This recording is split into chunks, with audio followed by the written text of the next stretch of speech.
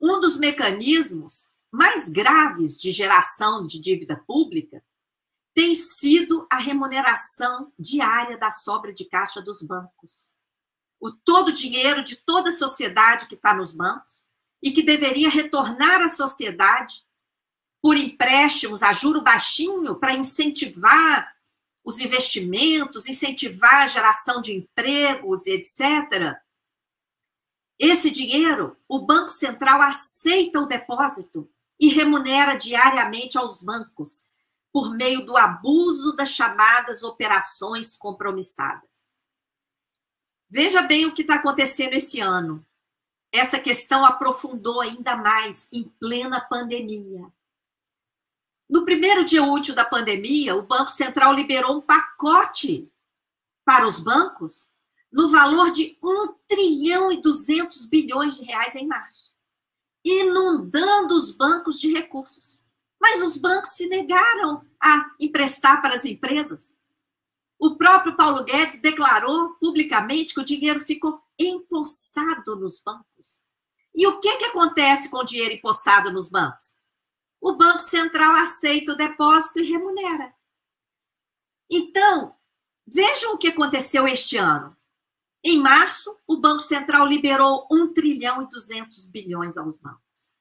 E o volume dessas operações compromissadas, que remuneram diariamente a sobra de caixa dos bancos, elevou para 1 trilhão e 700 bilhões. Entenderam? O Banco Central libera 1 trilhão e 200 de liquidez para os bancos, depois diz que tem excesso de moeda e enxuga 1 trilhão e 700 bilhões. E gasta dinheiro público para remunerar os bancos às nossas custas, não é? Porque esse dinheiro sai do Tesouro Nacional. Na prática, só está havendo esse excesso de liquidez porque os bancos estão se negando a emprestar às empresas. E as famílias só emprestam a juros extorsivos. Aqui no Brasil não tinha limite nenhum para juros, desde que foi revogado o artigo 92 da Constituição em 2003. E mesmo então, ele não era observado. Recentemente, o Conselho Monetário Nacional estabeleceu limite somente para o cheque especial. Mesmo assim, um limite extorsivo de quase 152% de juros. No resto do mundo, é de 10% para baixo desse montante. Portugal é 15,7%, Espanha 7,5%, França 13,8%, isso no cheque especial.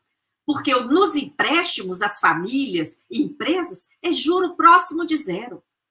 No cartão de crédito aqui no Brasil, então, os juros chegam atualmente, que a Selic está a 2%, o juro chega a 250% no cheque especial. Há pouco tempo era 400%. Enquanto o Banco Central remunerar diariamente a sobra de caixa dos bancos, os bancos não terão o menor interesse em reduzir o juro para emprestar às empresas ou à população. Eles continuarão cobrando juros exorbitantes, porque eles se dão ao luxo, eles não perdem nada. Eles não têm que fazer como os bancos no resto do mundo, que correm atrás para emprestar, porque senão o dinheiro fica mofando na gaveta. Aqui não. O Banco Central não deixa o dinheiro ficar mofando na gaveta dos bancos, ele gasta dinheiro público para remunerar os bancos. Pois bem, isso tem sido feito de forma ilegal, abusando-se das operações compromissadas, tá? Com um escandaloso desvio de finalidade.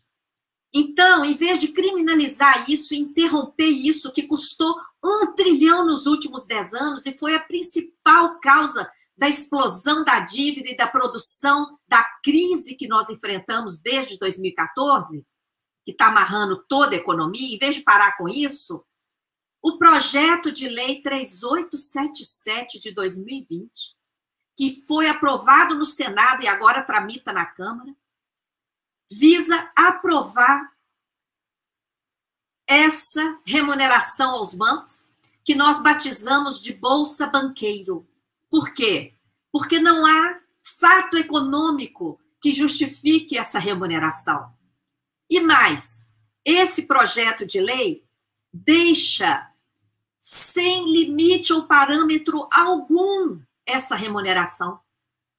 Isso é gravíssimo, porque exatamente nesse momento está em discussão, também está em votação, a autonomia do Banco Central, a entrega do Banco Central na mão dos bancos privados nacionais e internacionais. Então, são eles que vão passar a decidir qual vai ser a remuneração para eles mesmos. Como lá na época da taxa de juros internacionais, que eles mesmos decidiram passar para mais de 20% a taxa de juros que eles mesmos receberiam. Tá? Isso é tão grave que a Auditoria Cidadã providenciou interpelação extrajudicial, endereçada ao presidente da Câmara dos Deputados, Rodrigo Maia, e a todos os líderes partidários, para garantir que eles foram cientificados. E se aprovarem esse projeto, aqui no Brasil não existe nenhum mecanismo de controle do voto. Eles votam o que querem e depois, se deu errado, azar da população. Mas com essa interpelação, nós teremos um instrumento para ingressar em juízo e cobrar responsabilidade pelas consequências geradas caso esse projeto danoso venha a ser votado.